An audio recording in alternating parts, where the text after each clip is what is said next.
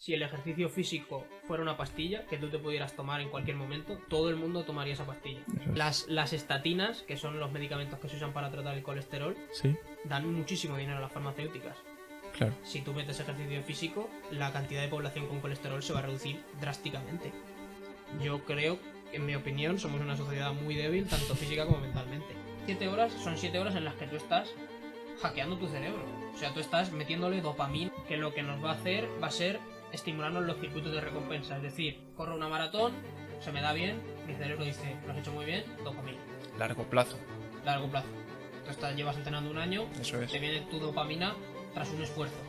Si tu dopamina viene porque ves un TikTok, bajas al siguiente, ves dopamina, bajas al siguiente, ves otro, dopamina, al final estás generando una dependencia de esa dopamina y estás disminuyendo tu felicidad porque ahora mismo, en la actualidad, todas las investigaciones, por ejemplo, de la depresión, van dirigidas a la dopamina, a los circuitos de recompensa. Bueno, Marco Crazy, bienvenido. Buenos días. Es la primera vez que vamos a hacer una tertulia, no va a ser un podcast, no va a ser una entrevista a Marco, que, bueno, es estudiante de medicina, está en tercero, y vamos a hablar un poquito de salud, de ejercicio y un poco, pues una charlita entre amigos. Campos juntados. Nuestros campos juntados, eso es. Y la primera pregunta, un poco también para conocerte a ti. Quería saber un poco sobre la salud mental en estudiantes de medicina. En tu caso no en trabajadores de momento, aunque también te puedes meter ahí. Pero sí que es verdad que veo a mucho estudiante a lo mejor muy quemado, muy agobiado. ¿Cómo lo ves tú desde dentro? Yo lo veo, como lo estás diciendo tú, veo a la gente que estudia medicina, a excepción de algunos casos particulares, como por ejemplo creo que es el mío, veo a la gente que su única dedicación y su único objetivo vital durante los años de la carrera es sacarse la carrera, o sea, pasar y disfrutar lo que ellos entienden como disfrutar, que yo no lo veo como disfrutar, el tiempo que tienen libre de la mejor forma que puedan. Entonces al final no tienen ningún objetivo aparte de la carrera y cuando las cosas les van mal o cuando tienen algún problema estudiando, pues al final siempre es mucho estrés, te supone, pues al final todo lo que es tu vida, que es solamente la carrera, se te está viniendo abajo. Claro, el estrés y la ansiedad que supone eso es muy grande. Porque aparte de estudiar medicina, haces triatlón, ahora un poquito menos, ahora estamos metiendo en el trail y tal. Pero bueno, entrenando. Pero entrenas. ¿Qué importancia para ti es el deporte con tus estudios? Que es una carrera complicada, hay que estudiar mucho, pero ¿qué importancia le das al deporte? Yo hasta que no entré en medicina no me di cuenta de lo importante que es. O sea, al final yo creo que un 95% de mi salud mental en medicina depende de que hago ejercicio, porque ya sea un día que sales cabreado o que te pasa cualquier cosa, sales a desfogar y llegas a tu casa, Eso es. como diríamos nosotros, llegas suave, que ya se te ha pasado el enfado y se te ha pasado todo lo que te podría pasar, te sale mal un examen y sales del examen y lo único que estás pensando es en que tienes que hacer X series de 1000 o lo que sea que te toque hacer, y no estás pensando en ese examen y dándole vueltas. Y sobre todo también, como al hilo de lo que decía antes, un poco el tema de los objetivos. Al final, para mí la carrera es un objetivo muy importante, al final es mi estudio, pero también tengo ese otro 50% que es llegar bien a las competiciones, es competir bien, es entrenar.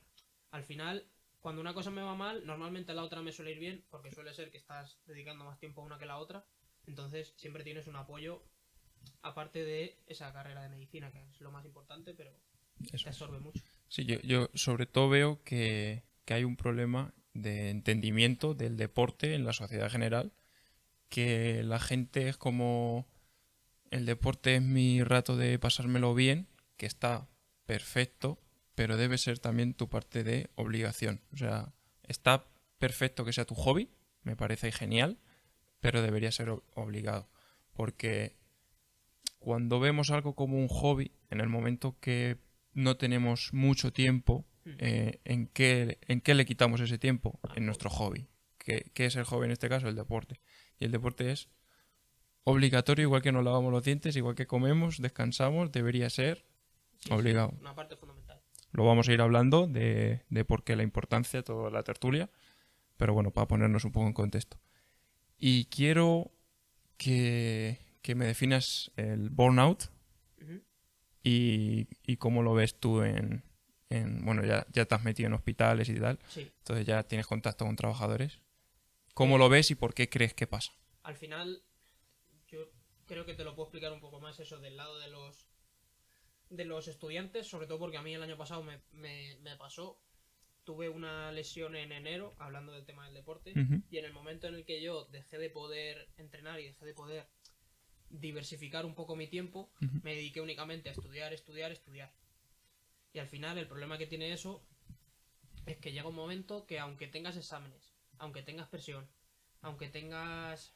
Aunque, por ejemplo, yo que voy a la biblioteca, sales después de estudiar y socializas y hablas con tus amigos y todo eso. Sí. Pero aunque hayas descansado, aunque hayas estado media hora descansando, vuelves a estudiar y te pones y a los 10 segundos ya estás desconcentrado, ya no puedes estar a lo que estás, porque llevas tal cantidad de información en la cabeza y tal... O sea, no la saques por ningún lado, siempre vuelves a lo mismo, a lo mismo, a lo mismo y al final te acabas quemando y estresando y no avanzas, te quedas en un círculo vicioso. Y a lo mejor con 30 minutos de...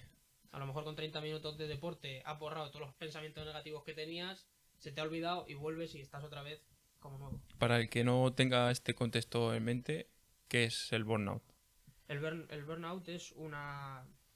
Bueno, es una palabra que la definición es estar quemado, es Estar quemado. la traducción al español, que sería algo como cansarse de lo que estás haciendo, pero seguir, tener la necesidad o el querer seguir haciéndolo. Claro. Por ejemplo, en trabajadores de medicina sería, por ejemplo, la gente que trabaja 40 o 50 horas semanales, que hace muchas guardias, estás quemado, pero quieres seguir trabajando y quieres seguir haciéndolo, entonces al final no rindes en el trabajo y luego estás todo el día, pues, flop, estás hundido.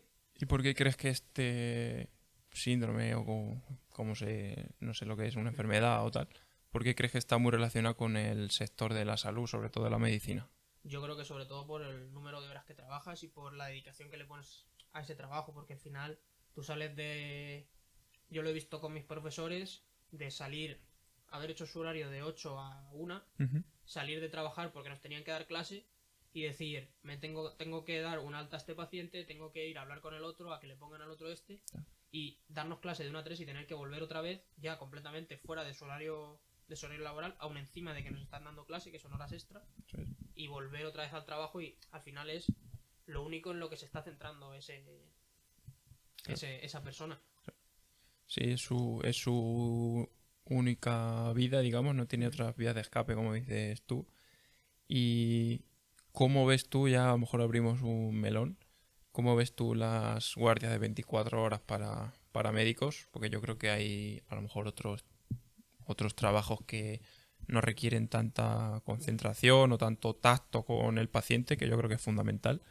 Por ejemplo, bombero, pues a lo mejor si tienen un día que tiene que estar 24 horas con incendios o demás, pues es una putada.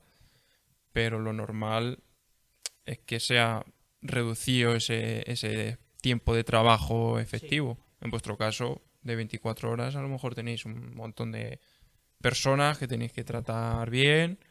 ¿Cómo lo ves? ¿Crees que debería reducirse ese tipo de jornadas? O... Yo no he podido vivirlo todavía, no he tenido la oportunidad, pero sí que creo que depende mucho también de la especialidad, como has dicho con lo de los bomberos, pero habrá especialidades en las que no necesites ser tan preciso y ser tan eficaz como en otras, Ujú. pero aún así, por ejemplo, yo he estado rotando en medicina interna, que me parece una especialidad que de primeras puedes decir no hace falta ser tan preciso porque no estás operando, no te estás jugando, pero tienes que estar muy atento a datos, tienes que estar muy atento a síntomas del paciente y al final cuando llevas 10, 12 horas, que al final eso lo hemos vivido todos, Sí. aunque sea nosotros, por ejemplo, entrenando, que sales a entrenar por la mañana, doblas, comes y vuelves a salir, en el último entrenamiento no estás igual de concentrado, no puedes poner la misma energía y no lo haces igual de bien que si lo estuvieras haciendo al principio. Por eso creo que al final es necesario, porque al final tienes que trabajar esas horas, tiene que haber alguien, pero no es lo más correcto. Sí, pero a lo mejor lo que habría que haber es, o sea, más plazas de Más trabajo, ¿no? claro, puede ser. Puede ser que con más plazas a lo mejor se solucionara ese problema. A lo mejor es un melón eso, pero bueno, yo a todos los médicos que he contactado con ellos, pues me lo dicen. Está muy bien en cuanto a económico, porque Claro, es un buen ingreso. es un buen ingreso extra.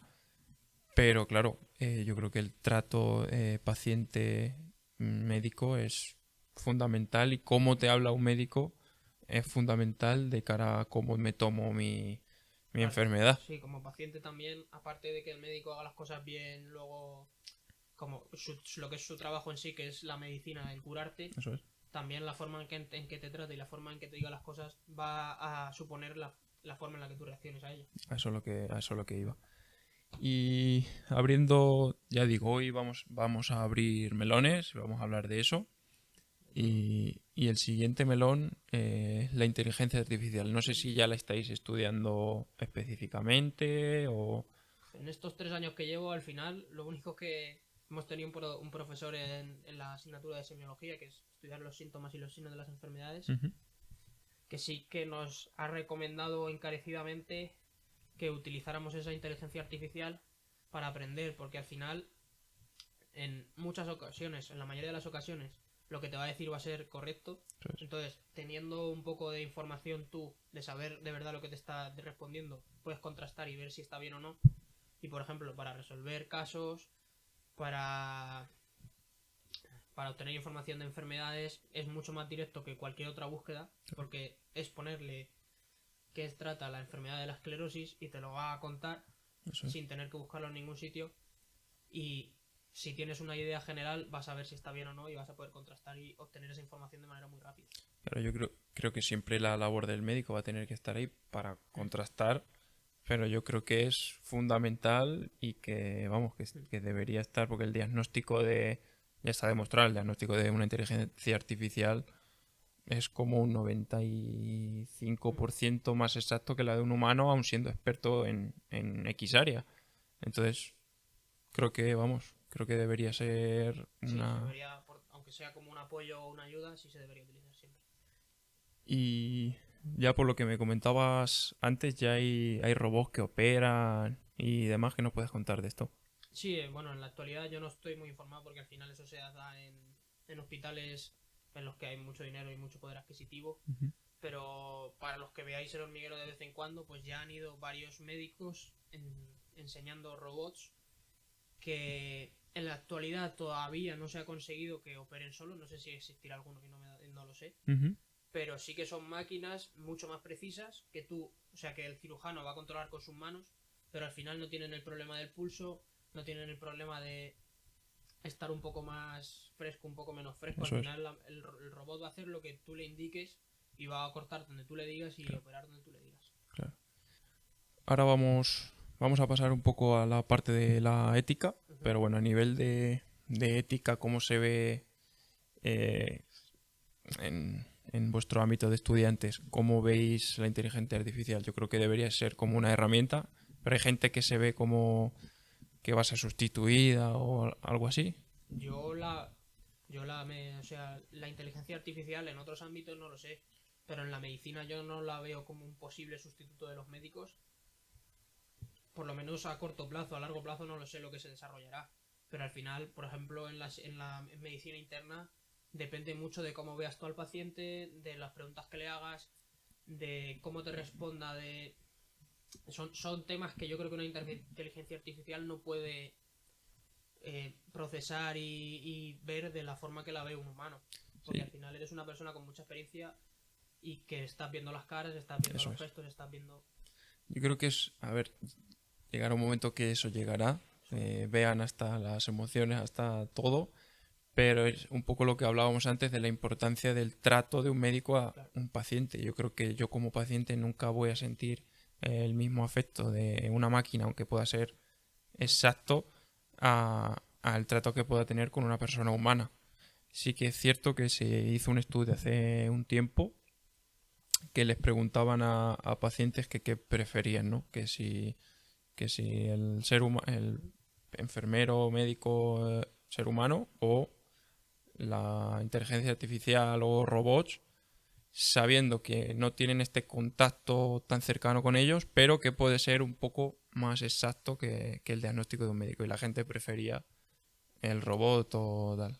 No sé. Pero yo eso, vale, sí, me lo puedo creer que la gente estando bien y Eso. estando en sus casas y teniendo a los médicos piense que él prefiere la inteligencia artificial, pero en el momento en el que tú estés, que te voy a decir, con un cáncer que es terminal y te llegue una inteligencia artificial a decirte que te vas a morir, pues seguramente no te haga tanta gracia. Sí, se podrá regular un poco las emociones o cómo decirlo, pero eso es cierto. O sea, por ejemplo, cuánta gente que fuma no dice, no, pues de algo me tendré que morir. Y cuando llega el Y momento, cuando llega el momento no les hace ni puñetera gracia, pues yo creo que estamos en ese punto. más o menos sí. Al Y final no puedes hablar de algo que no has vivido. eso es, No puedes entender que sí que vas a poder aguantar una inteligencia artificial cuando no has estado en esa situación. eso es. Estoy totalmente de acuerdo.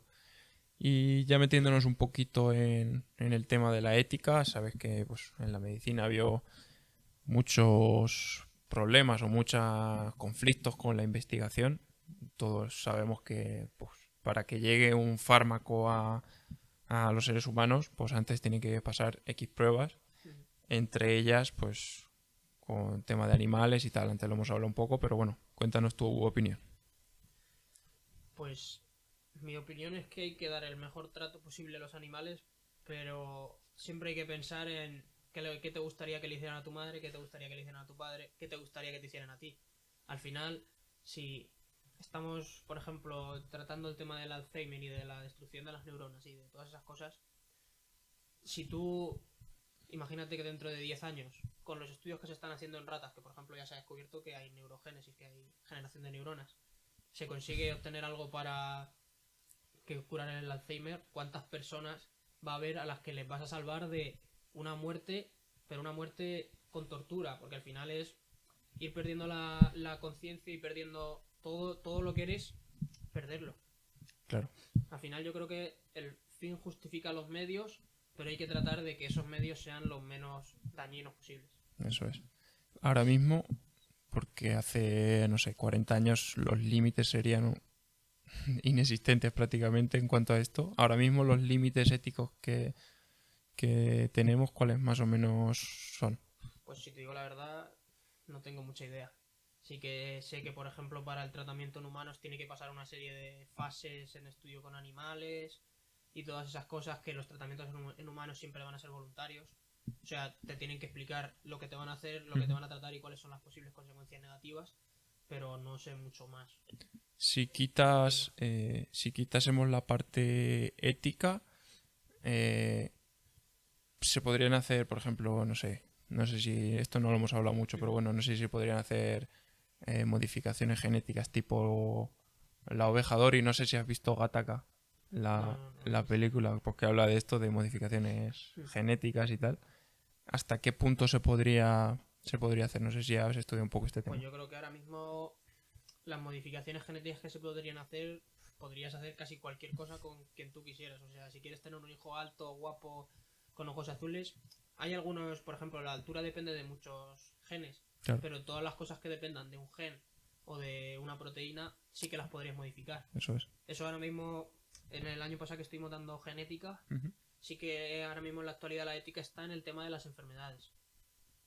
En el tema de ver a un feto que tiene una determinada enfermedad genética y curarla. Ahora mismo está en la ética de la gente que está a favor y la gente que está en contra. Y por ejemplo, mi pregunta, a lo mejor en Occidente, en Europa, se piensa de una manera y éticamente esto no lo concebimos, no lo hacemos. También yo creo que aquí habría un tema económico y que Yo creo ya que los la ricos ética, se diferenciarían aún claro, más de los sería pobres. una eugenesia y una selección, pues una selección artificial en Eso es, favor de la gente que tiene dinero. así es. Entonces yo creo que habría un problema, pero es cierto que si el día de mañana, eh, por ejemplo, China lo empieza a hacer, por ejemplo, porque prefieren hacer guerreros o no sé, prefieren hacer Cualquier cosa, mejorar a la gente. mejorar a todos los chinos y su raza, ¿por qué Estados Unidos no lo va a hacer? Es el Por mismo tema ejemplo, que con las guerras. Al final se dice que uno tiene bombas nucleares por miedo a que el otro tenga bombas nucleares y se las tire. Pues eso es. es un tema que no sabes lo que podría pasar si no lo tuvieras, pero al final yo creo que las grandes potencias siempre van a intentar estar a la par de los demás. Sí, lo que pasa es que bueno, la bomba nuclear, sabes que está ahí. O sea, sabe quién la tiene, dónde y tal.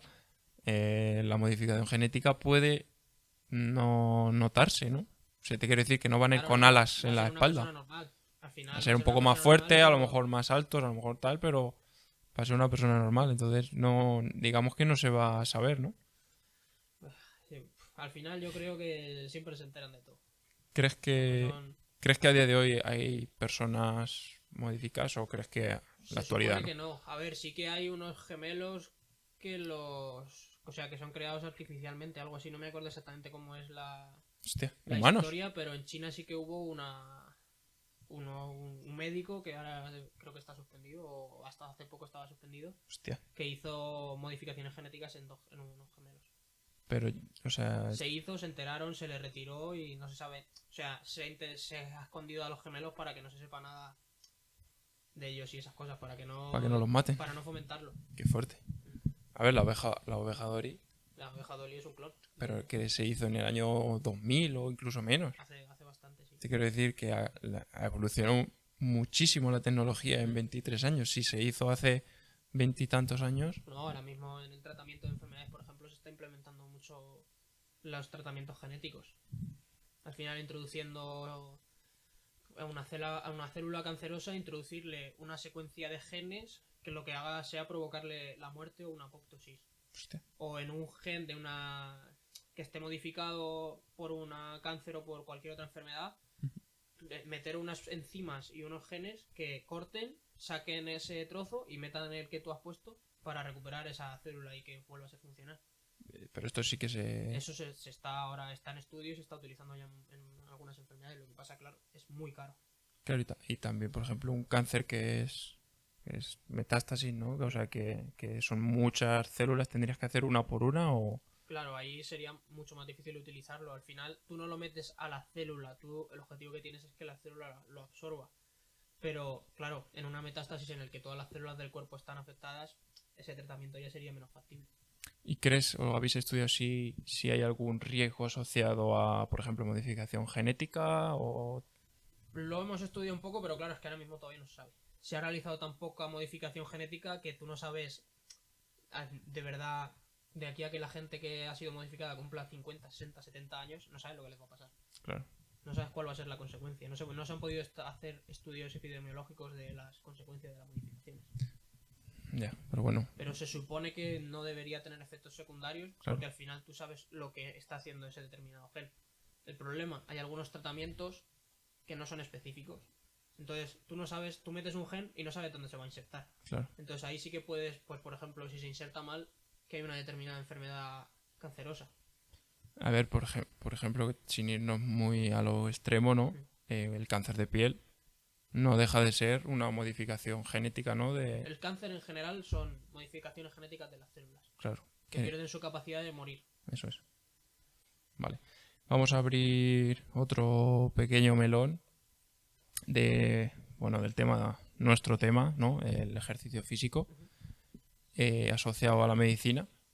¿Cómo lo ves de importante el ejercicio? Ya sabemos que a nivel, ya lo has dicho tú, a nivel salud mental y desconexión es fundamental, pero a nivel médico ya se están empezando a implementar, o por lo menos a saber la importancia del ejercicio en cuanto a mi salud. ¿Qué crees que nos falta? Porque yo creo que solo se invierte dinero en curar la enfermedad y no prevenirla. Entonces, ¿cómo ves tú este punto? Yo el ejercicio físico de importancia médica le daría una importancia elevadísima. Al final, esta frase siempre me la dice mi padre, pero me parece súper ajustada a la realidad. Si el ejercicio físico fuera una pastilla que tú te pudieras tomar en cualquier momento, todo el mundo tomaría esa pastilla. Eso es. Porque al final cura muchos males y te aporta, por así decirlo como lo entiendo yo, un margen de fallo. O sea, al final, cuando tienes un corazón que está preparado para latir durante 20 minutos a 180 pulsaciones como estamos nosotros, ese corazón, aunque tú le quites un poco de funcionalidad, va a seguir siendo mejor que el corazón de una persona sedentaria que no lo está forzando, que no lo está trabajando. Claro.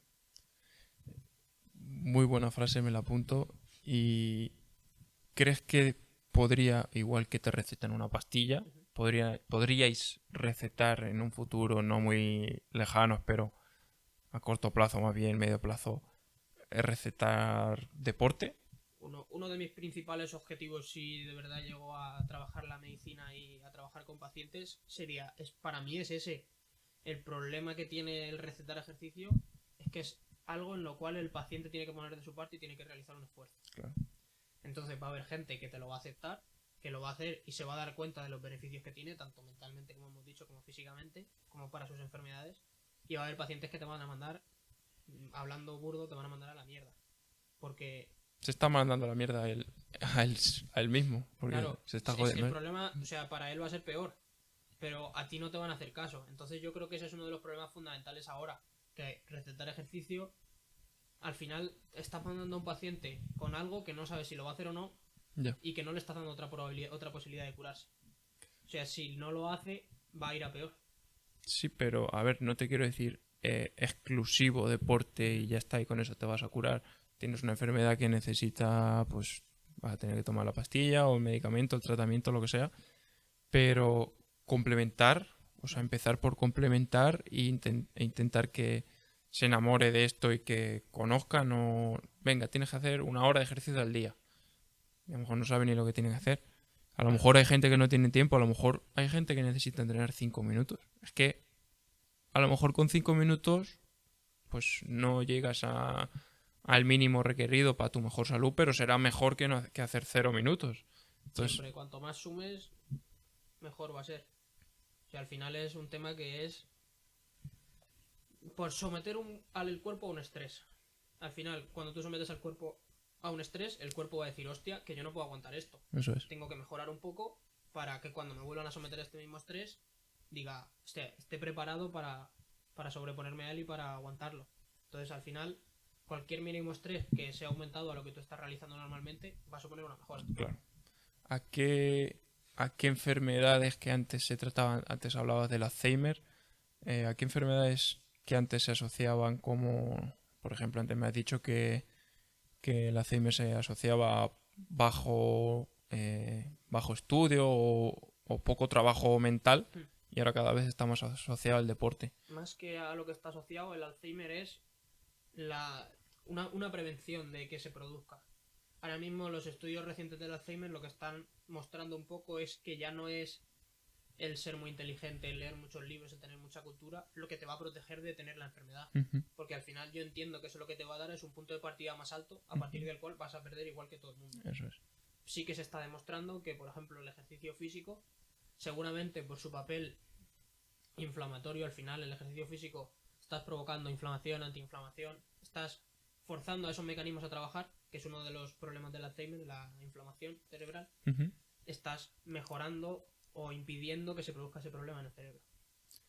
¿Qué factores medís vosotros o qué factores sabéis que son fundamentales de cara a tener buena salud? Tipo el V2+, en esto, la fuerza de agarre en tanto. No sé, ¿qué factores medís o qué factores se suelen ver a nivel poblacional más bien, no? Pues por ejemplo, a nivel del V2 Max, el otro día estuve mirando un estudio Sí.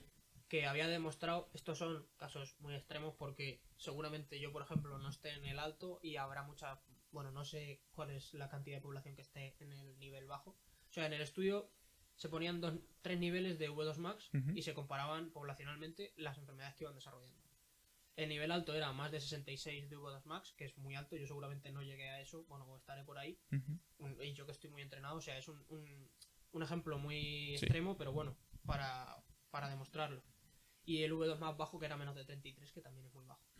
Entonces, en ese estudio se demostró que las personas que tenían el V2 Max de más de 66 tenían 4 veces menos probabilidades de desarrollar una enfermedad cardiovascular que una persona con el V2 Max menor de 33. Y al final las enfermedades cardiovasculares son la principal causa de muerte y de morbilidad del mundo en la actualidad. La principal causa de muerte son, como has dicho, Las enfermedades cardiovasculares. Las enfermedades cardiovasculares. ¿Y cuál es la causa de esta enfermedad normalmente? O sea, el sedentarismo, la mala alimentación. Pues sedentarismo, mala alimentación, tabaco, el colesterol, pero que el colesterol está también muy relacionado con el ejercicio físico Eso es. y con la alimentación. Es que al final, si echas para atrás, Se ve, o sea, todo el ejercicio siempre está, sobre todo en las enfermedades cardiovasculares, es importantísimo. ¿y por qué sabiendo todo lo que sabemos? Y es que es lo que no me entra en la cabeza, sabiendo todo lo que sabemos y demás, ¿por qué no se trata de primera mano el ejercicio físico? ¿Por qué no se le da la importancia que debe tener? ¿Por qué no se cambia un poco la perspectiva de eh, tengo educación física 2 días a la semana, pues estos 2 días y ya está, y no se ve como algo obligatorio? O sea, se ha demostrado que si quiere el gobierno, nos meten una idea Claro, claro, sí no. o sí. Entonces, ¿por qué no nos meten esta idea en la cabeza de que el ejercicio físico debe ser obligatorio para todo? Yo creo que fundamentalmente porque no interesa. Uno, porque supone un esfuerzo tanto para ellos como para nosotros. Ujú. Y dos, porque económicamente sería hundir a muchas farmacéuticas. Al final, si tú metes Se ha abierto un buen melón, ¿eh? las estatinas, que son los medicamentos que se usan para tratar el colesterol, Sí, dan muchísimo dinero a las farmacéuticas. claro. Si tú metes ejercicio físico, la cantidad de población con colesterol se va a reducir drásticamente. La diabetes mellitus tipo 2, Ujú. si tú metes ejercicio, va a disminuir drásticamente. O sea, hay muchas enfermedades que son, como yo lo digo, provocadas por el ser humano, que son la mayoría de las enfermedades actuales, porque claro, allá se puede curar casi todo. La mayoría de enfermedades se pueden curar quitando algunas excepciones. Las enfermedades que actualmente prevalecen, que predominan, Ujú. son enfermedades que las creamos nosotros. Por falta de movimiento, por mala alimentación, ultraprocesados, por la contaminación, por todos esos problemas. O sea, ¿tú crees que desde el gobierno hay una mano negra? Vamos a pensar que no, ¿no? Pero bueno, a lo mejor ni el gobierno, a lo mejor mucho más Yo que creo que esto. no interesa.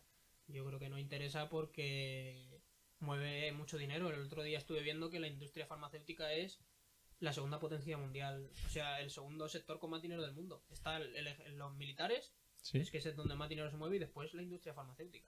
Joder. Entonces, claro, Sí, si y muchas más cuando enfermedades se pueden curar con recetar ejercicio. cuando te das cuenta, empiezas a mirar un poco, a investigar que muchas farmacéuticas están, no sé si patrocinadas o les paga pues gente como empresas como Coca-Cola, como Nestlé, que son la misma, que son exactamente las Sí, que son mismas, de las mismas personas. y que tampoco hay que, parece que estamos aquí divagando un poco, y tampoco hay que irte un poquito más atrás. Hace 20, 30, 40 años se fumaba, todos los médicos fumaban, en todas las pelis se fumaba, en todas las series se fumaba, o sea, tu profesor, tu maestro fumaban, o sea, lo normal era fumar. ¿Hasta qué punto empezaron a restarle importancia al tabaco? Cuando el dinero que se pagaba de impuestos del tabaco eh, tenía más pérdidas que lo que se pagaba en sanidad. Te quiero decir, como Sí, había que tanta gente que provocaba iba... más gasto en sanidad del que se obtenía por vender el tabaco. Así es. Y ahí empezaron a regular. Pero hasta entonces... Al final es un problema de dinero y es un problema, yo creo que también el tabaco se ve como algo que también es a largo plazo, pero se entiende como algo un poco más directo. Al final te dicen, fumas tabaco, te da cáncer de pulmón. El ejercicio físico al final es una mejoría, por así decirlo, general de tu salud y de tu forma física, que como tú ahora mismo no tienes ninguna enfermedad ni tienes nada, dices, ¿a qué voy a hacer ejercicio físico si yo estoy bien? Claro. Pues fumar es parecido, pero fumando sí que tienes la idea clara de que fumar te va a provocar el cáncer. Con el ejercicio Sí, físico no está tan claro. pero claro, se meten tanto en... Pues yo conozco a este de 80 años que lleva fumando 2 paquetes de tabaco toda la vida y no le pasa nada. Cuando este hombre o mujer es la excepción. Y se meten en eso y se creen que no pasa nada. Y... Bueno, hombre, sí es verdad que el tabaco, por ejemplo, el fumar, el cáncer, por así voy a explicarlo un poco a grosso modo, pero el cáncer de fumar se produce por un producto de la carburación, de quemar el cigarro, Ujú. que actúa sobre un determinado gen que está en los pulmones, y entonces es donde se produce el cáncer. Hay gente que tiene ese gen con mayor probabilidad de que producir cáncer y gente con menor probabilidad. Claro. O sea, hay gente que aunque fume, seguramente no vaya a tener cáncer en toda su vida. pero eso es una minoría de la población y si te esfuerzas mucho al final lo consigues. Eso es, Al final te va a dar. eso es. Si no es por un lado, por otro. Claro, eso es, porque hay muchas más cosas a las que afecta el tabaco que no solo a un cáncer de pulmón. Al final estás comprando, como digo yo, papeletas. Claro. Si tú te cuidas, si haces ejercicio, si no fumas, no bebes, puedes tener cáncer, puedes tener enfermedades, sí. Pero tienes menos papeletas que el que lo hace, Cuantas más muchas compres. menos. Entonces esto es así.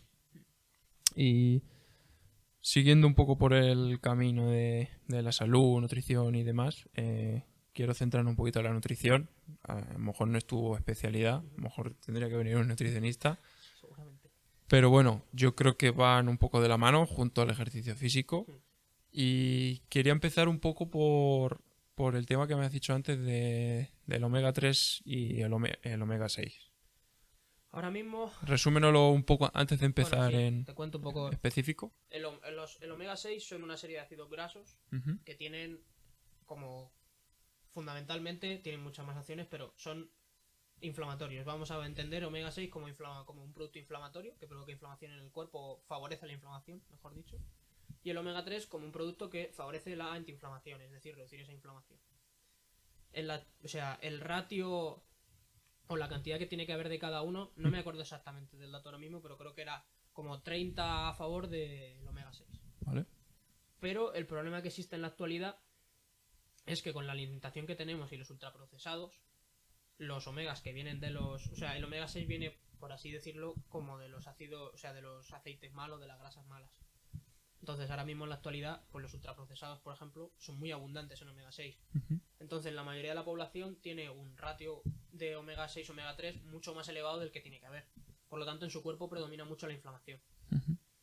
Los estudios se están realizando fundamentalmente en el tema del Alzheimer porque es un problema inflamatorio, o sea, que se produce por inflamación en el cerebro. Al final la inflamación produce un daño y la excesiva inflamación produce un daño y ese daño es lo que provoca la enfermedad del Alzheimer. Entonces yo, por ejemplo, ahora he estado tomando suplementos de EPA y DHA, que son los ácidos omega 3 son 3 ácidos grasos, que son el ALA, el EPA y el DHA. Ujú. El ALA es el que menos funciones tiene porque no se metaboliza muy bien en el cuerpo. O sea, creo que solamente era el 1% daba EPA y DHA, que son los que funcionan en el cuerpo. Por lo tanto, se toman estos dos últimos. Entonces, si tú nivelas este ratio... Un segundo. Para que la gente se... El omega 3 no es... son este resumen de tres ácidos grasos. Son 3 ácidos grasos. El omega Claro, 3 yo no lo sabía. Omega 3, pues dices, pues omega 3 ya son está. 3 ácidos grasos. Vale. Son esos 3. Entonces, tú lo que tienes que conseguir es mantener ese ratio porque la inflamación es muy importante. Ujú. Para una enfermedad infecciosa, la inflamación es muy importante para reparar tejidos, etcétera. ¿Por qué es importante? Pues normalmente asociamos la inflamación a me duele la tripa o se me ha hinchado la rodilla o Porque algo final, malo, ¿no? Algo negativo. La inflamación lo que representa es un ataque, por así decirlo, de tu sistema inmunitario a lo que pueda ser que esté entrando en esa herida. Ujú. O sea, si tú te haces una herida y se te inflama, lo más seguro es que sea porque ha habido alguna bacteria, algún virus que ha entrado por esa herida, entonces tu cuerpo está atacándolo. Claro. Y utiliza la inflamación y el calor para favorecer eliminar esa sustancia. Si es verdad que hay inflamaciones, por ejemplo, en una lesión en la rodilla, un golpe en la rodilla o algo así, puede ser que tú tengas un daño porque un daño mecánico y que no haya nada que haya entrado ahí. Ujú. Pues esa inflamación seguramente no sea totalmente beneficiosa para ti. Pero claro, es una forma de responder del cuerpo. Y es importante para sobrevivir. Sin inflamación no sobreviviríamos. Claro. ¿Y cuál es el problema actual? Que comemos muchos... El problema actual es que en vez de 31, que ¿Sí? es, bueno, no sé si exactamente 31, pero era más o menos así, a lo mejor es 501 Hostias. o 401, porque tomamos muchísimo omega 6 y muy poco omega 3. Claro. Entonces la inflamación la tenemos muy extendida por el cuerpo. El omega 6, ¿donde lo podemos encontrar como saludable? Porque entiendo que en todos los ultraprocesados están. Esto deberíamos quitarlo por completo. Pues ahora mismo no te sé decir en productos saludables dónde está, pero el omega 6 está muy presente en nuestra dieta. Eso sí que En la dieta mediterránea normal está muy presente. no tenemos problema. El omega 3... El omega 3 también.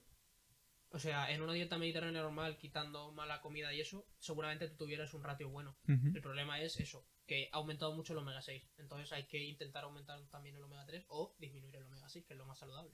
Y de aquí vienen también muchas enfermedades, no solo cardiovasculares, sino autodegenerativas, ¿no? ¿Cómo se...? Sí, las enfermedades que indican inflamación, Ujú. pues puede ser que provengan de aquí, no se sabe todavía seguro, yo solamente he visto del Alzheimer, pero sí es verdad que están muy relacionados. O sea, alimentación y deporte igual a tu mejor pastilla que te puedes tomar. Seguramente. A ver, también depende todo de qué enfermedad tengas, pero sí que lo mejora. Por ejemplo, hay enfermedades también. En esta rotación que hicimos vimos una chica con una enfermedad inflamatoria, que es una enfermedad crónica Sí, que lo que produce es un dolor, una inflamación, pues como cuando te haces daño en una rodilla.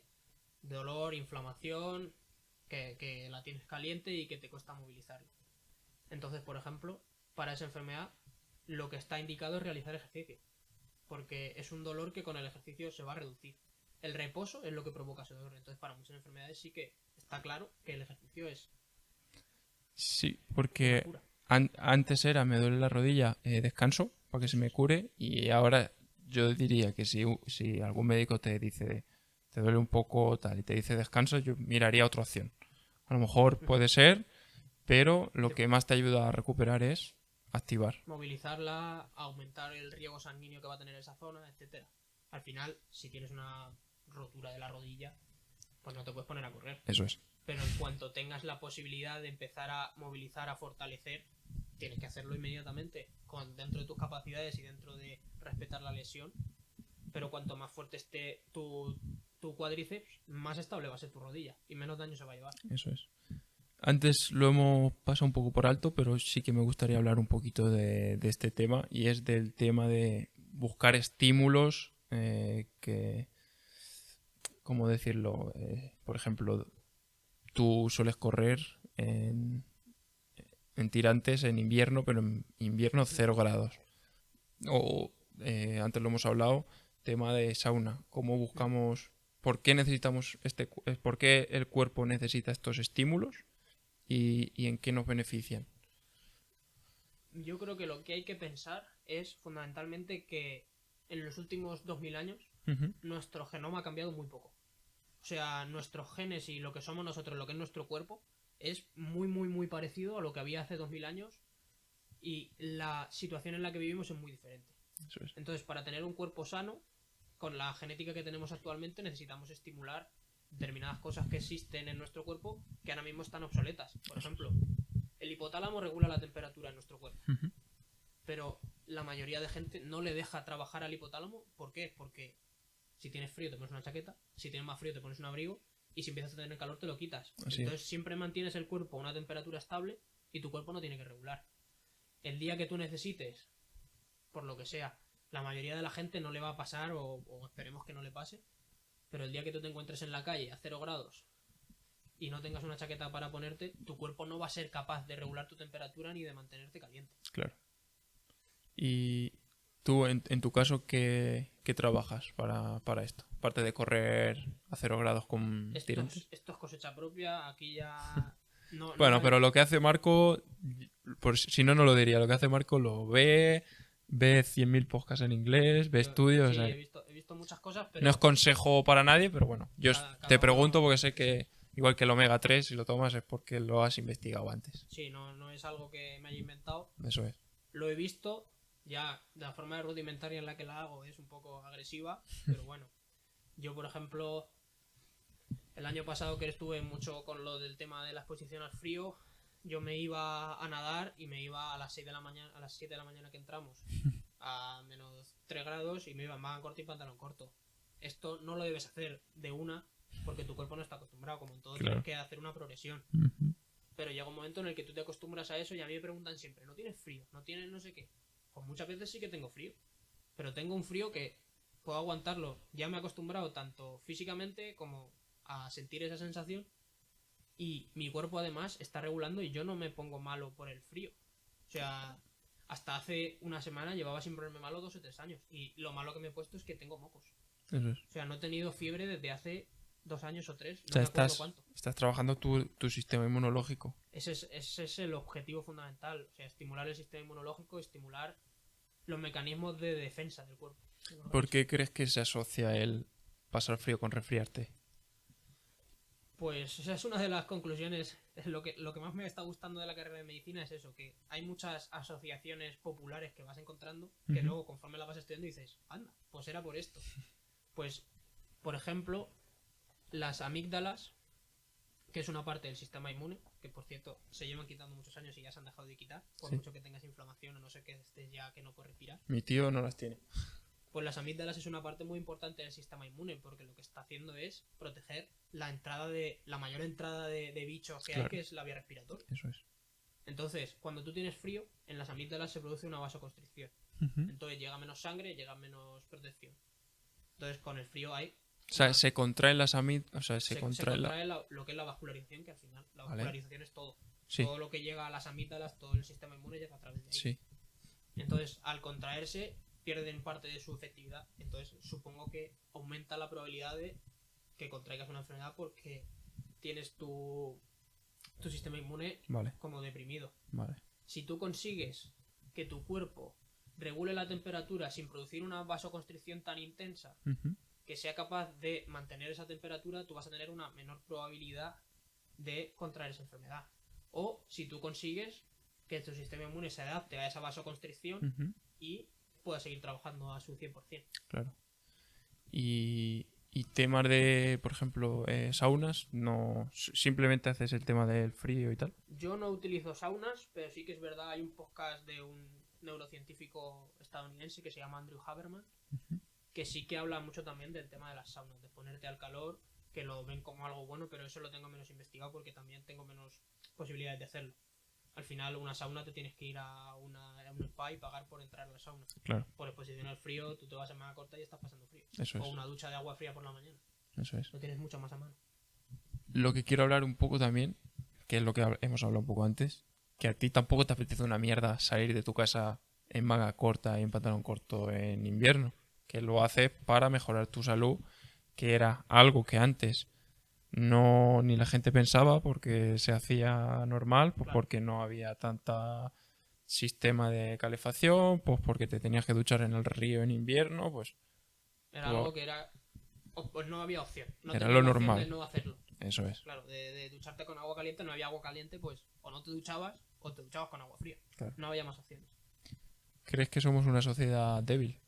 Yo creo que, en mi opinión, somos una sociedad muy débil, tanto física como mentalmente. Pero bueno, como dice mi padre, yo a veces soy un poco extremista, pero considero que no estamos capacitados para exponernos a estímulos que nos incomoden. Y al final eso es la única forma de mejorar en esta vida. Eso es. Mediante la incomodidad, mediante el estrés, mediante...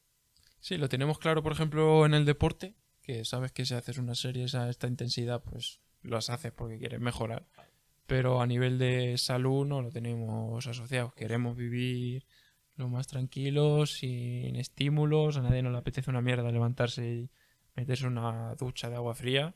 A nadie de los que lo hacen. Yo no lo hago, sí que lo quiero incrementar, pero aún no me he decidido. Hombre, al final sí es verdad que mediante la perseverancia y mediante la constancia, como pasa por ejemplo con el deporte, acabas metiéndolo en tu rutina y acostumbrándote un poco a hacerlo. Pero por ejemplo, yo estoy 2 días sin salir en manga corta y con la comodidad de llevarme un abrigo a la clase y al tercer día ya me cuesta otra vez volver Eso es. a la rutina de quitarme el abrigo. Eso De es. volver a pasar frío.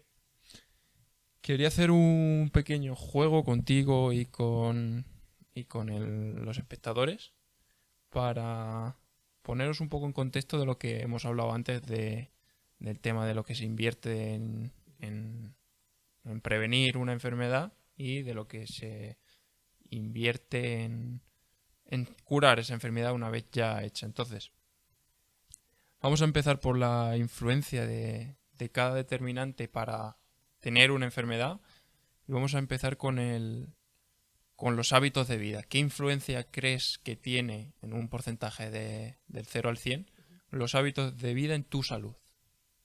Pues yo creo que los hábitos de vida al final son el pilar fundamental de la salud, quitando los problemas fortuitos que tenemos cada uno por la genética. O sea que le daría a lo mejor, por ejemplo, un 30%, un tercio de la...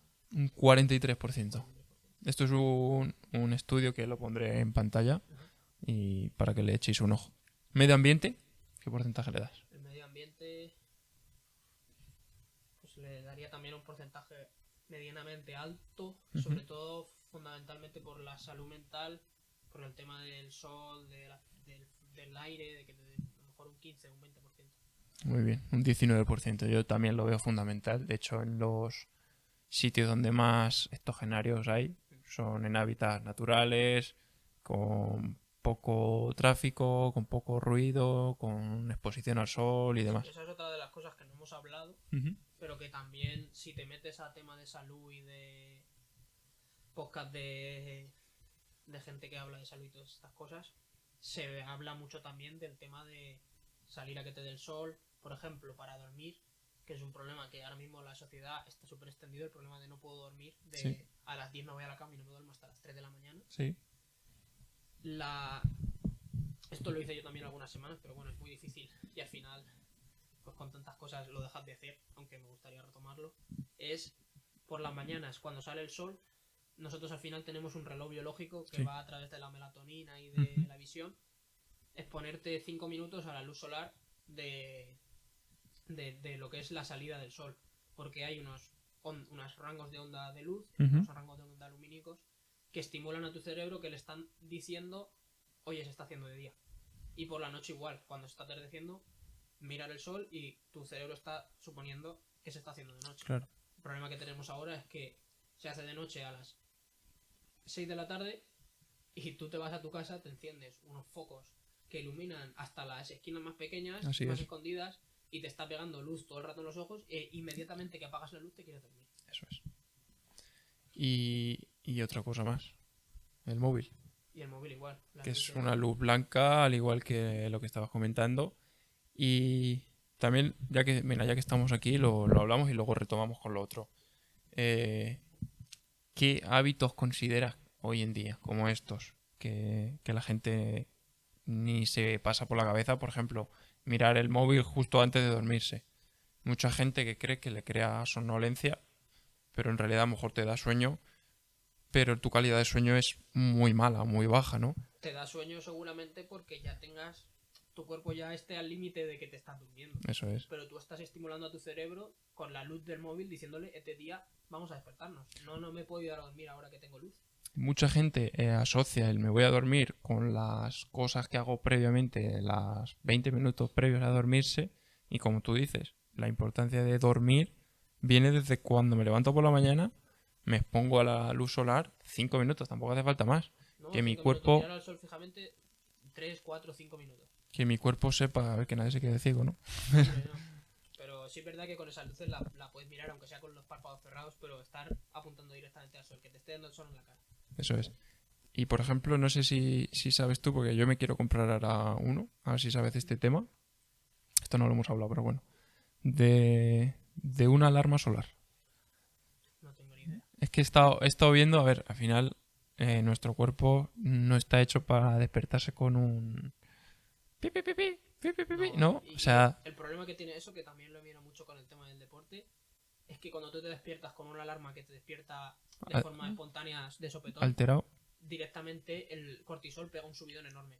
claro. Que el cortisol es la hormona del estrés, que de normal debería ir subiendo progresivamente para hacer un pico a lo largo de la tarde, más o menos. Sí, que es necesario. Te quiero decir que el cortisol es necesario en su pero justa claro, está medida. rompiendo completamente su ritmo. Claro. Su ritmo circadiano. Pues esta alarma es una alarma solar que se va iluminando, tú le pones una hora, se va iluminando poco a poco, al igual que la luz solar, va creciendo, y si no te hace despertar a X hora ya empieza a sonar, pero siempre a posteriori de la luz.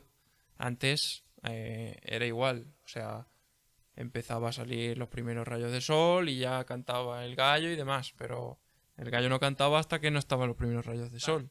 Entonces es una luz progresiva, y si no las apagado a determinado tiempo que tú le pongas, ya empieza a sonar, pero con sonidos un poco más tranquilos, naturales, y yo lo veo una buena inversión, además que son 30 o 40 euros, me parece que vale, o sea, no es Sí, no es una locura. no es una locura. Pues sí, tendría que mirarlo, pero sí tiene, por cómo lo has descrito, sí tiene una función y algo importante.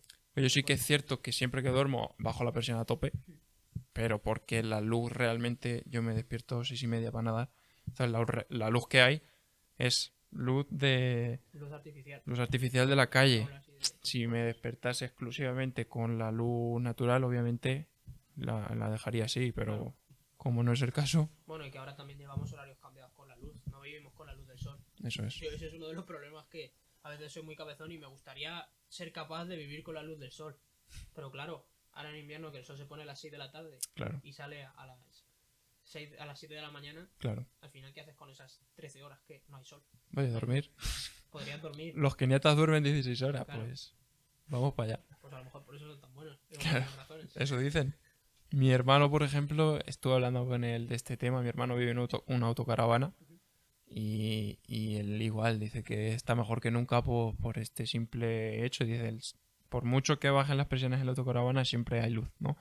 Entonces, él se duerme, no te digo a las 7 de la tarde como ahora en invierno, pero sí que es verdad que se duerme a las 9 y poco, 10.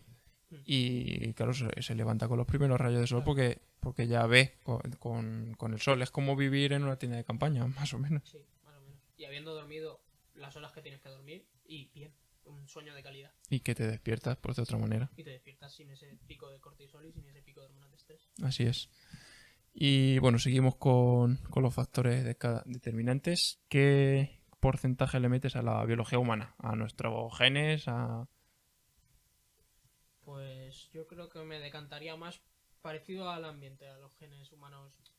A los genes, si hablamos como genes predeterminados. Ujú. O sea, justo cuando naces lo que tienes, sin ninguna modificación ni nada.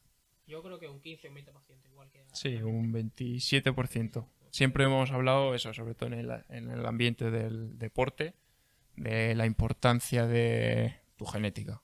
Es determinante, pero no es... O sea, no es determinante, mejor dicho, es muy influyente, 27%, muy Claro, salto, pero no es el factor... se puede considerar que todo el mundo puede llegar a ser bueno, pero que a la hora de ser bueno o ser profesional, pues Ujú. ahí ya sí que Claro. irrumpe ese 27%.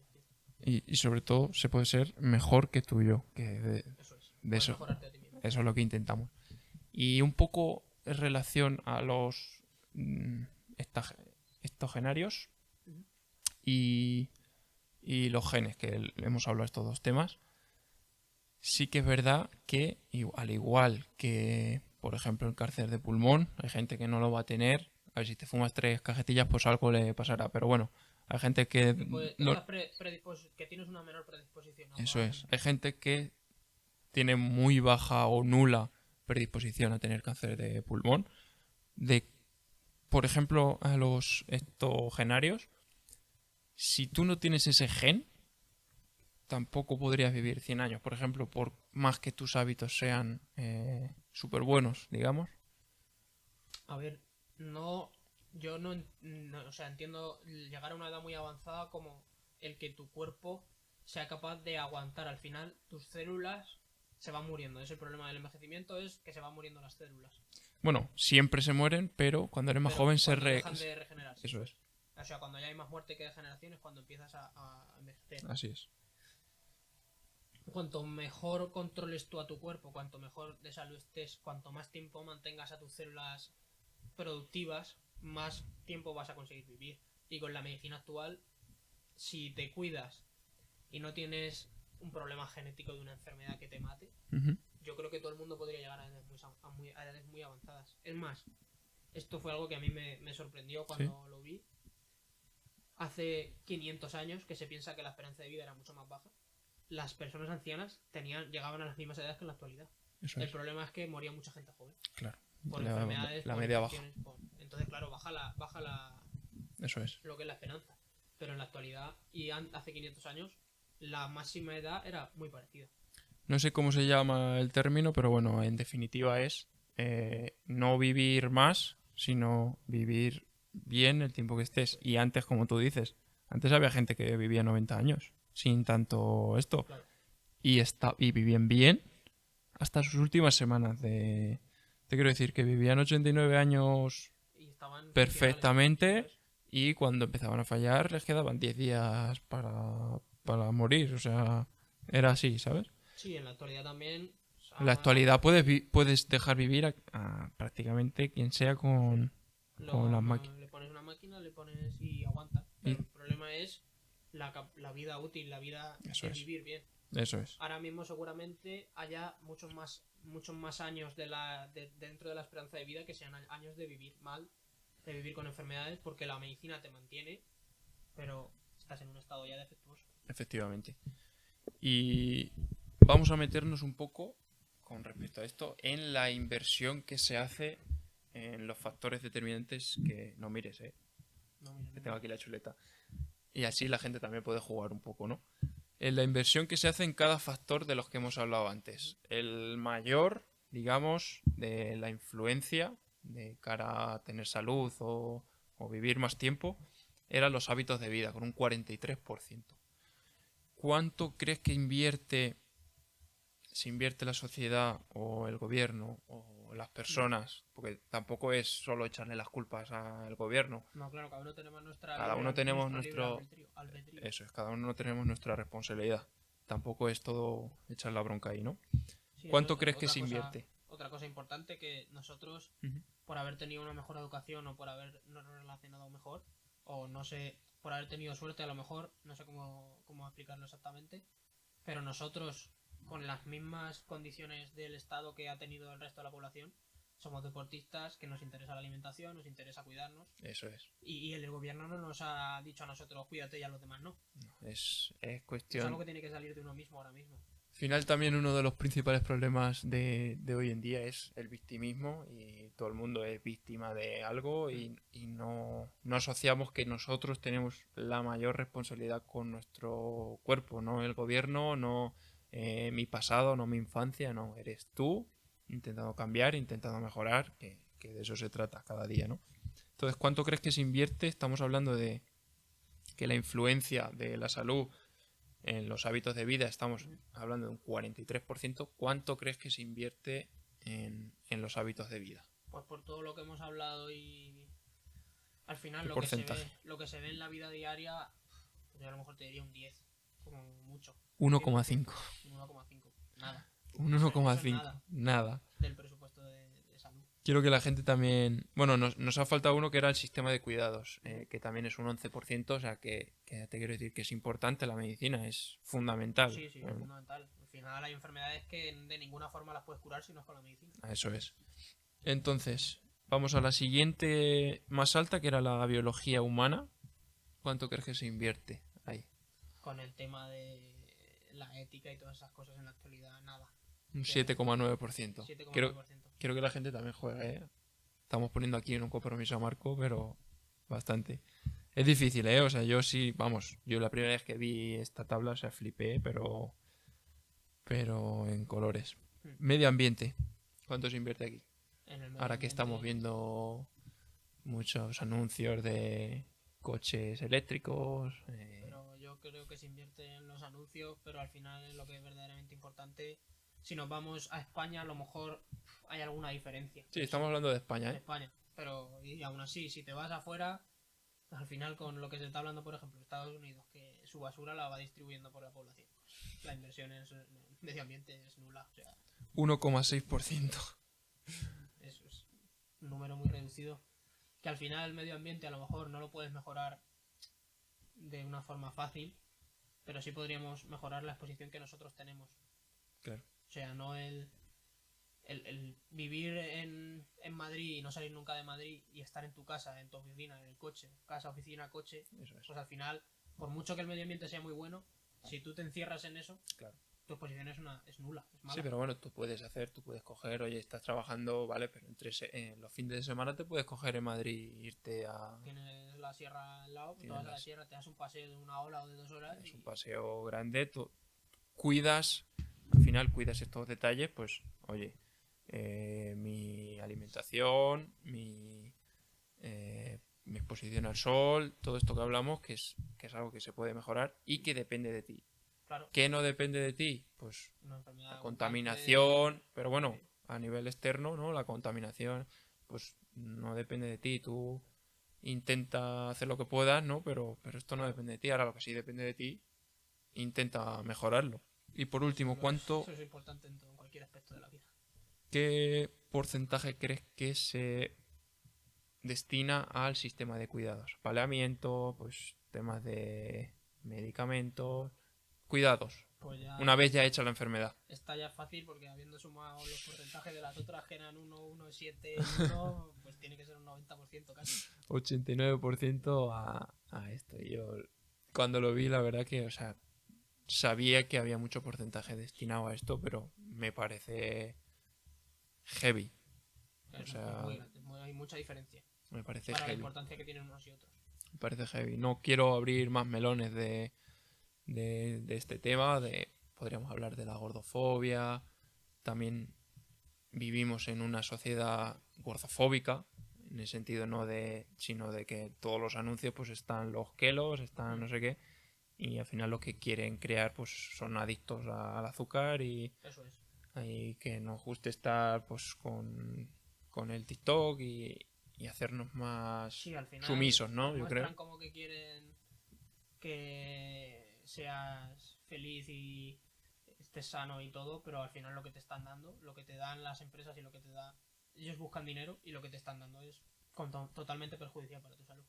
Eso es. Y tú que llevas ya, pues, este es tu tercer año estudiando medicina, pero bueno, llevas muchos años en el tema del deporte, del ejercicio y tal. ¿Qué consejos le darías a la población general? No pienses desde tu perspectiva, porque tú llevas haciendo deporte desde que tenías un año o menos con tu padre. Siempre. Entonces, desde la perspectiva más de también nos movemos en el mundo del triatlón, que todos hacemos deporte, Claro, entonces, al final te cierras tus relaciones a la claro, gente que hace deporte y no ves lo de fuera. eso es. Entonces, más al sector poblacional, ¿qué hábitos les puedes dar para el que se interese? Ya se ha llegado a estas alturas de la charla, seguro que le interesa. Y bueno, más dirigido también a tu entorno de estudiantes, que seguramente muchos no hagan ejercicio aún sabiendo la importancia de este. Bueno, pero yo creo que la saben, pero no se la quieren creer, que es el problema fundamental que hay.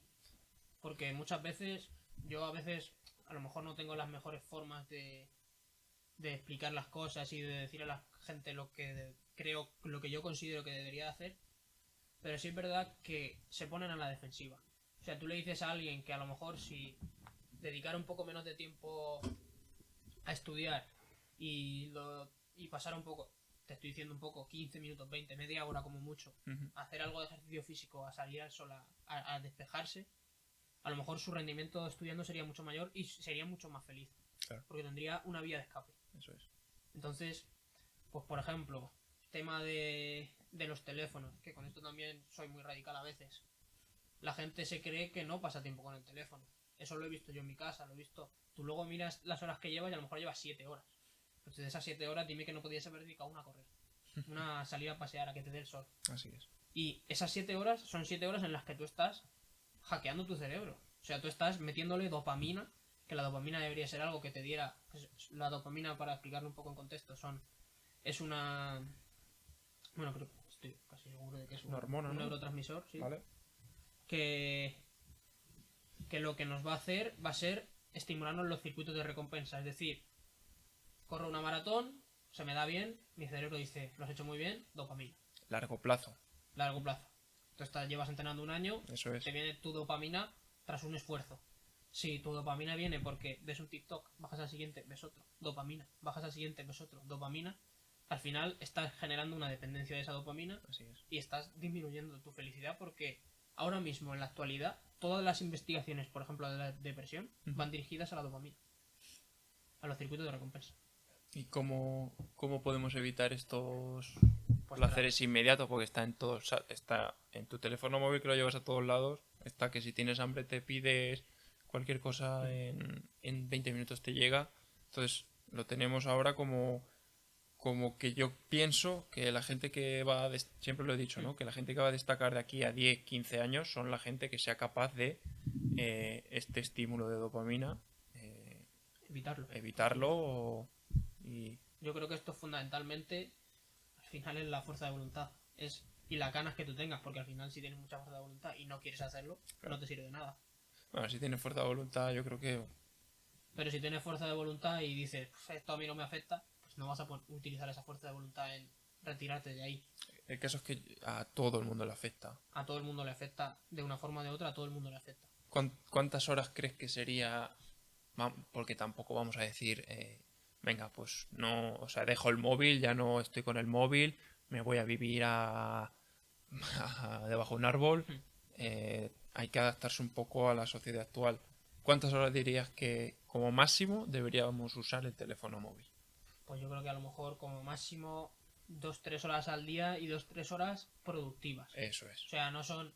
Incluso a lo mejor, si mantuvieras las horas que usas ahora, que a lo mejor usas 7, si mantienes esas 7 horas y las haces medianamente productivas, o sea, tu uso del móvil es hablar con tus amigos, hablar con tu familia que está lejos, ver un podcast como por ejemplo este, escucharlo y aplicar los conocimientos, porque Eso no vale es. con escucharlo. Tú con Así escuchar es. no vas a aprender ni vas a mejorar. Totalmente. Escucharlo y aplicarlo. Pues Totalmente. son horas productivas que estás utilizando bien la tecnología. Eso es. No ver vídeos de 15 segundos, que como me salen luego en los vídeos de 15 segundos, valga la redundancia, preguntándote que si has visto, que si te acuerdas de lo que has visto 3 vídeos antes. Pues no te acuerdas. O sea, No te lo ves acuerdas. y conforme lo ves, pasas y ya se te olvida lo que Es ves. imposible. O sea, tú le preguntas a cualquiera que esté 20 minutos con... o menos.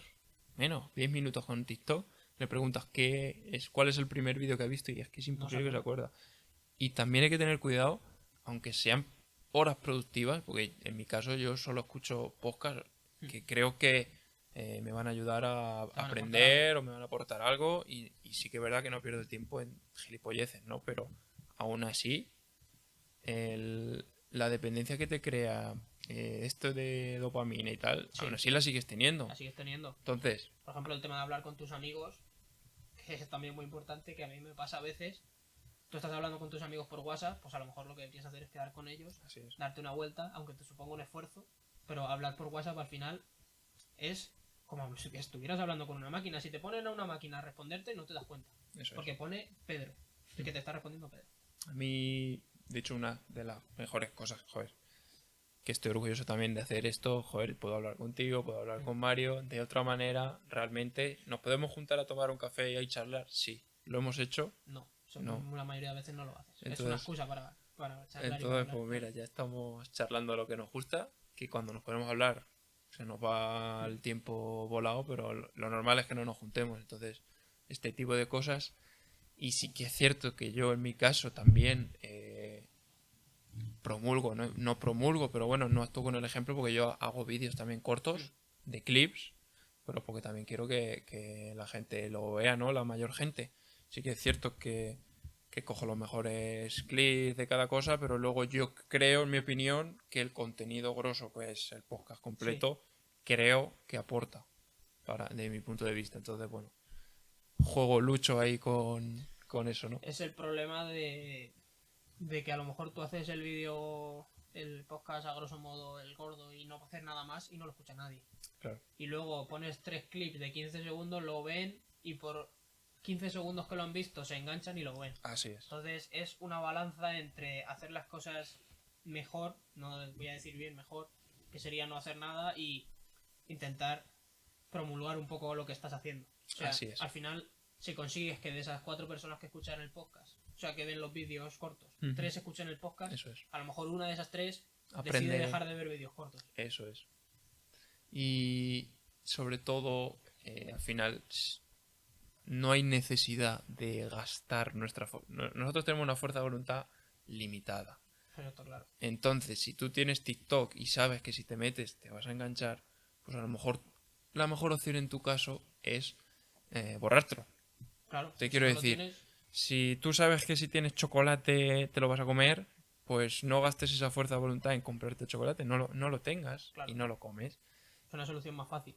Es una solución sencilla, pero al final, oye, utiliza esa fuerza de voluntad en estudiar más, en entrenar más, en leer más. Entonces tenemos una fuerza de voluntad limitada. Si tú sabes que es adictivo, además que, joder, que las empresas gastan millones de euros en esto, pero millones en que permanezcas enganchado a esa red social. O sea, que no es tu culpa exclusiva. ¿Quién no tiene Instagram hoy en día? Que no tiene Puedes Instagram. contarlos con los dedos de las manos, la gente que conoces que no tiene. Yo lo tengo limitado a 30 minutos, que de hecho ya me parece bastante, pero bueno, con el tema ahí de las 2 cuentas y tal, pues al final le tienes que dar, pero bueno, lo tengo limitado a 30 minutos y lo recomiendo a 100%. No te digo, oye, bórrate el Instagram también. Al final, si es tu medio de contacto con tus amigos de siempre, que al Es una final forma de socialización actual ahora mismo. es lo que hay. Hay que Pero bueno, aprovechar las tecnologías y lo que nos aporta. a mí me sorprende, por ejemplo, en el tema del podcast, pues que son 1 hora y pico de charla que la gente le gusta. Y sí que es cierto que yo escucho muchos podcasts haciendo otras cosas, ¿no? Que es lo normal. Sí. Pero bueno, me sorprende que funcione este contenido, sobre todo más donde está ahora el TikTok a muerte, que son 15 segundos, que es todo lo contrario Y el a un estímulo podcast. que le da a tu cerebro es mucho mejor y mucho más fácil. O sea, mucho mejor me refiero, más potente, no mejor. Eso es. Y sobre todo lo que has dicho antes, no vale solo con escuchar y ver, sino con hacer. Con la lectura pasa lo mismo. Parece que ahora, como lo fácil es ver un vídeo, leer un libro es mucho mejor. Pues si tú vas a leer un libro, vas a leerlo sin saber lo que te están contando, no vas a aplicar ningún conocimiento ni te vas a quedar con nada, pues es igual de malo que ver un vídeo de TikTok. Exactamente. No sirve para nada y aún encima has perdido más tiempo. Sí, sí, estimula a lo mejor un poquito tu cerebro, tu imaginación y tal, pero Pero si ya cuando está. acaba el libro ya no sabes ni lo que estaba ni lo que Así iba. es, así es. Así que nada, espero que la gente le haya gustado. Tenemos tema para rato, así que si os gusta cuando acabe marco de exámenes el año que viene podemos hacer En verano. en verano podemos hacer otro. Y nada, sobre todo como tertulia hoy, pues me gustaría que la gente hubiese participado también. Oye, ¿qué habría dicho yo en este momento? ¿Qué habría dicho yo?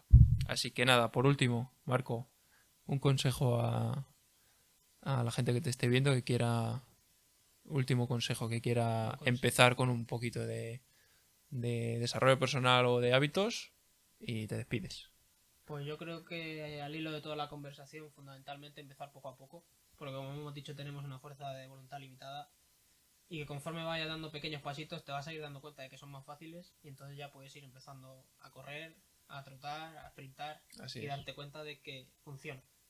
A raíz de esto, recomiendo el libro Hábitos Atómicos, que habla de crear hábitos antes de empezar algo como, por ejemplo, una dieta ahí extrema que te hace adelgazar 5 kilos en una semana, que no lo vas a mantener a largo plazo, hacer cosas que vayas a mantener a largo plazo.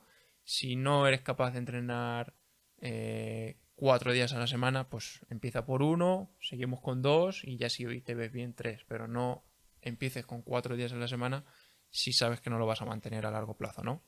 Así que nos vemos. Chao, chao.